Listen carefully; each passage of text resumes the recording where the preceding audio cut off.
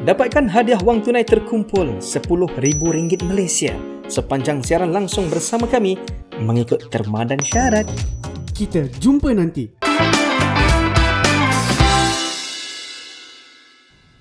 Tidak cukup lagikah kerajaan ambil wang rakyat?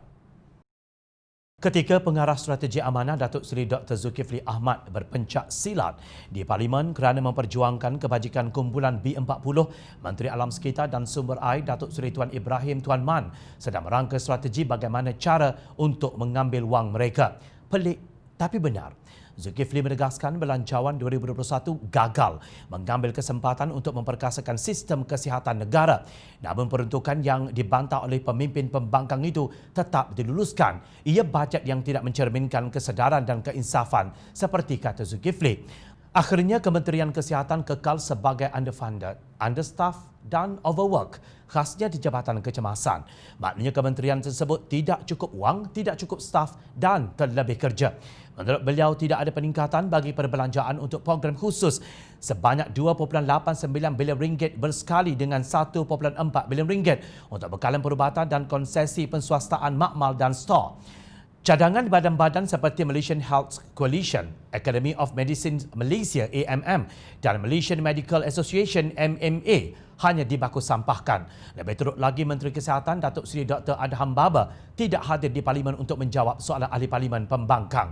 Sebaliknya, yang hadir Timbalan Menteri Kesihatan 1, Datuk Dr. Haji Nur Azmi Ghazali, yang gagal menjawab soalan berhubung skim peduli sihat untuk kumpulan B40 yang juga memerlukan pemerkasaan bagi meningkatkan keupayaan penjagaan kesihatan premier di negara ini, menurut Zulkifli. Untuk rekod, Kerajaan Pakatan Harapan berbelanja 10.3% iaitu RM30.6 bilion daripada keseluruhan bajet sebanyak RM297 bilion berbanding Kerajaan Perikatan Nasional 9.9% iaitu RM31.9 bilion daripada RM322 bilion.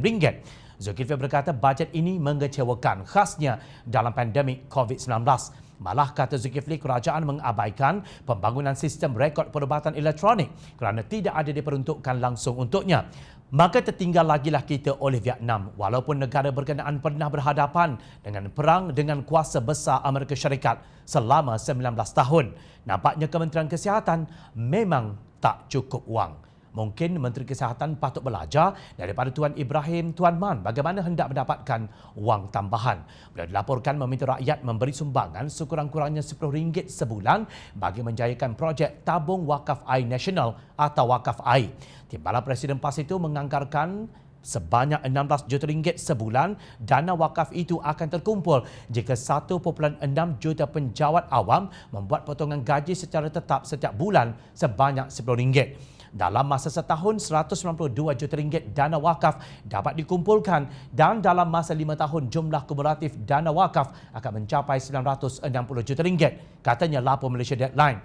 Jika dilihat menerusi jumlah bajet yang besar dan kabinet skala XXXL, tentulah kita fikir kerajaan Tebuk Atap ini punya wang yang sangat banyak. Lebih-lebih lagi pada 17 Ogos lalu, rang Undang-Undang RUU berbekalan penguntukan semula peruntukan perbelanjaan 2020 telah meluluskan sebanyak RM7.184 bilion melalui undi belah bahagi di persidangan Dewan Rakyat. Perbelanjaan tambahan itu diperlukan oleh Kerajaan Tebuk Atap Perikatan Nasional berikutan bilangan menteri dan timbalan menterinya seramai 70 orang dan 3 orang duta khas Perdana Menteri yang bertaraf menteri. Menteri boleh namakan dia wakaf kesihatan. Bayangkan kalau semua kementerian mempunyai idea bernas seperti Tuan Ibrahim. Berapa ringgit sebulan agaknya gaji penjawat awam akan dipotong gara-gara menteri tak tahu buat kerja. Jom channel serahkan kepada kalian untuk mengira.